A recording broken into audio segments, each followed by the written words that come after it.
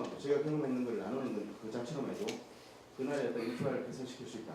뭐 그런 부분이 결국 대한민국을 사랑하고 우리가 국가에 대한 애국을 하는 게 아닌가 이렇게 생각합니다. 자, 그래서 저희가 2015년도 이후부터는 빅데이터는 사실 아까 전에 제가 첫 번째 말씀드릴 때 창조적인 사고의 어떤 바탕에서 돌아가다 보니까 여기 계신 모든 분들이 다 빅데이터 전문가가 되실 수도 있습니다. 그러니까 소위 말해서 상상력의 어떤 그런 의존을 해서 상상력을 가지고 이제 빅데이터 하는 거죠. 자, 그렇게 되면 가지수가 많고 경우의 수가 많다 보면 유사한 경험들을 제가 한 경험을 또 옆에 계신 분들이 할 수도 있고 또 다른 분도 할 수 있습니다. 그래서 어찌 보면 그런 것들은 국가로 봤을 때 굉장히 손해죠. 왜냐하면 시간적으로 낭비를 하고 뭐 이런 부분이 있다 보니까. 그래서 저희가 나름 빅데이터의 산업별 표준 모델, 영어로 얘기하면 베스트 프랙티스라고 얘기하는데 그런 걸 만들어서 좀 손쉽게 그리고 또 베스트셀링 가장 꼭 필요한 어떤 빅데이터의 어떤 그 모델부터 저희가 한번 만들어서 표현을 해볼까 그런 것들이 이제 저희가 사업 추진 로드맵을 갖고 있습니다. 자, 그러면 이제 협의체에 대한 소개는 제가 잠깐 마무리 짓고요. 이제 빅데이터에 대한 플랫폼 제가 이제 오늘 말씀드리는 거는 좀 실질적인 어떤 그리고 기술적인 부분부터 좀 말씀을 드리도록 하겠습니다. 빅데이터 플랫폼의 정의는 이제 보시는 바와 같이 다양한 소스 데이터, 뭐 스마트폰이라든지 그다음 CCTV 또 저희가 또 컴퓨터에다 마우스나 키보드로도 하는 어떤 정형화 데이터 또 그 위에 또 비정형화 데이터 이 다양한 어떤 데이터 소스를 분석하고 거기에 우리가 원하는 의미 있는 데이터를 가지고 그런 어떤 스마트한 서비스를 제공하는 IT 환경을 저희가 플랫폼이라고 용어를 사용합니다. 그래서 제가 이 슬라이드 이후부터 이제 비즈니스 플랫폼 얘기하면 이런 것들을 의미한다 이렇게 보시면 됩니다. 그리고 빅데이터 플랫폼에 요구되는 영역들은 크게 이제 5가지 정도의 어떤 운영 사업이 있습니다. 그래서 확장성이라든지 수집이라든지 빠른 데이터 접근, 뭐 저장 관리, 뭐 그다음에 분석 분야 이렇게 다양하게 좀 존재하겠습니다. 요 얘기를 제가 조금 더 그림화해서 이렇게 말씀을 드리면 왼쪽 부분이죠. 왼쪽 부분 보시면 디바이스나 인터넷 소셜 미디어나 여러 가지 부분은 기본적으로 다 데이터를 입력하는 부분에 대한 어떤 입력에 대한 부분이죠. 소스되는 부분이 있고 그 다음 중간 플랫폼은 실제 가공, 처리하는 부분에 대한 어떤 기술적인 부분이 들어있습니다. 그 중에서 오늘 강조해서 말씀드릴 부분은 빅데이터의 인프라에 대한 요소 기술을 제가 말씀을 좀 드리려고 합니다. 그 다음에 이제 여러 가지 형태의 어떤 결과를 주는 부분. 이렇게 해서 빅데이터 플랫폼이라는 건 이런 어떤 그림으로 구성되어 있다. 이렇게 하시면 이해하기가 좀 쉬울 것 같습니다. 자, 그래서 조금 더 그림화되어 설명드리면 그러니까 빅데이터를 한다 했을 때 빅데이터에 대한 그 내부적으로 돌아가는 어떤 프로세스는 데이터를 처음에 이제 수집하는 소스에서 수집하는 데이터부터 시작해서 저장과 처리 그리고 분석 그리고 가시화까지 이렇게 해서 이런 어떤 일련의 과정을 반드시 거치도록 했습니다. 특히 이 사이에서 되게 중요한 것은 데이터 소스는 저희가 생각하는 것 이상으로도 다양한 만큼 존재하고 있고 그 다음에 결국은 지금 빅데이터를 하는 데 있어서 제일 중요한 부분은 이 중에서 가시화가 아닐까 생각합니다. 왜냐하면 제가 빅데이터를 하려고 그러면 어떤 이유로 다 빅데이터를 해야 되는지 왜 해야 되는지 결국 이제 좀 쉽게 말씀드려서 의사결정권자한테 왜 빅데이터를 해야 되는가 또는 이런 결과가 나왔으니까 이런 의사결정을 해야 된다는 이 의사결정을 내리기 위한 최종적인 단계 오감을 만족하는 어떤 데이터 결과 이게 가시화라고 보시면 됩니다.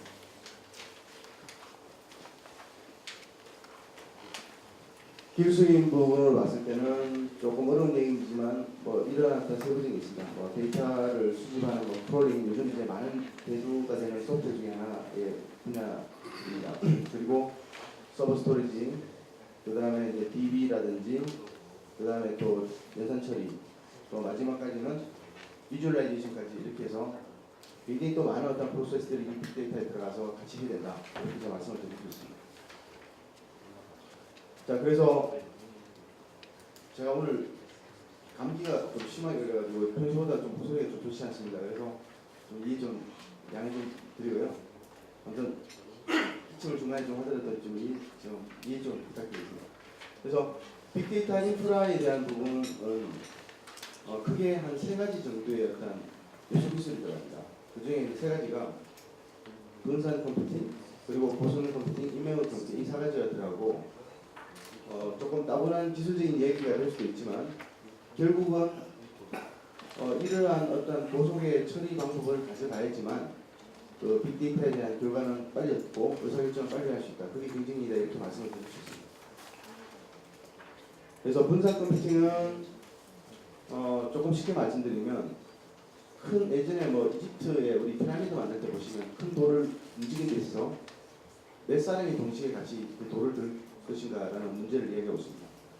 그래서 많은 사람들이 같이 협업을 해서 옮길 수 있으면 그게 빨리 될 수 있죠. 그래서 이 분산 컴퓨팅에는 그런 어떤 클러스터 기반화해서 동시에 병렬 처리하는 부분, 이 부분이 이제 빅데이터에서는 굉장히 중요한 요소 기술이다. 그 이유는 분석해야 될 데이터량이庞다하기 때문에 그렇습니다. 그래서 개인 PC로다가 빅데이터 하는 부분이 아니기 때문에 이런 어떤 전문화된 기술이 필요한 것이고요. 그 다음에 고성능 컴퓨팅. 간단히 말씀드려서 지금 우리 여기 계신 분들이 가지신 PC로 또는 노트북으로는 빅데이터를 할 수가 없습니다. 기본적으로.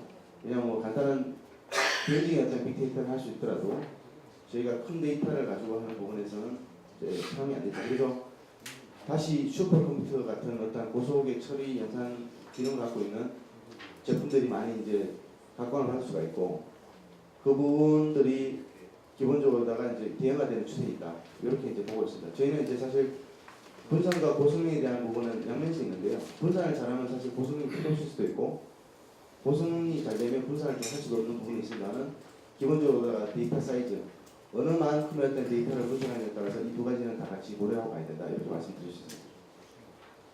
자, 그리고 메모리 부분인데요. 지금 현재 모든 데이터는 모든 분이 이해하시는 바대로다가 하드디스크라는 어떤 저장 매체에 다 저장이 되어 있습니다. 하지만 지금 이제 하드디스크 같은 경우의 저장 매체는 모터로 구동되는 저장 매체죠. 자, 그러다 보니 굉장히 속도적인 측면이나 발열도 전력에 대한 부분에 취약점을 갖고 있습니다. 그래서 요즘은 다시 메모리로다가 가는 추세에 있고 그리고 이 메모리가 생각보다 가격들이 많이 떨어져 있기 때문에 기본적으로 다 하드디스크가 없는 그러니까 디스크리스 서버로 가는 부분들이 가장 또 높게 하드가 되어 있고 일부 프로젝트에서는 이 부분이 소위 말해서 표준화 또는 약간의 복제화를 돼서 움직이는 부분이 있어요. 여기에 대한 부분은 제가 이따가 다시 자세히 설명을 드리도록 하겠습니다.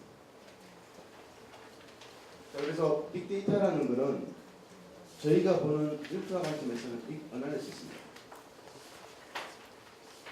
그래서 이제 익히 모든 분들이 알고 계시는 빅데이터의 정의, 즉 볼륨 데이터의 어떤 방대한 양, 그 다음에 그 볼륨에 대한 데이터의 양에 대한 증가 속도, 그리고 각각 종류가 다양한 어떤 그 다양성, 이 세 가지의 부분을 가지고 빅데이터 용어를 정의할 수 있고 그 세 가지 부분에다가 저희가 의미 있는 어떤 분석을 통해서 밸류를 갖는, 다시 말씀드려서 4V가 빅데이터의 어떤 기본적인 어떤 정의가 되겠습니다.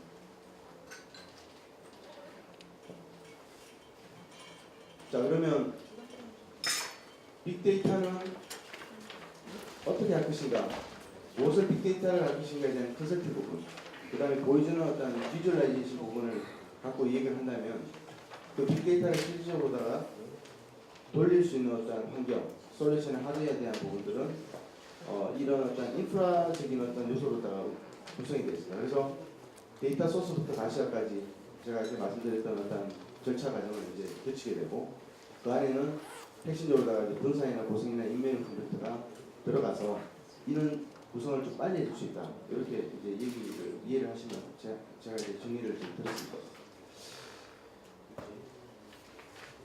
자, 그리고 그 인프라를 구축하는 데 있어서 빨리 해야 된다, 고성능으로 가야 된다는 게 이제 첫 번째 사항이고 그 이유를 간단히 말씀드리면 기본적으로다가 어떤 데이터를 분석하는 데 있어서 분석 결과가 24시간에 걸리냐 또는 10분 만에 결과를 가져올 수 있느냐에 따라서 이거는 가장 큰 어떤 경쟁력이 싸움이 되는 거죠.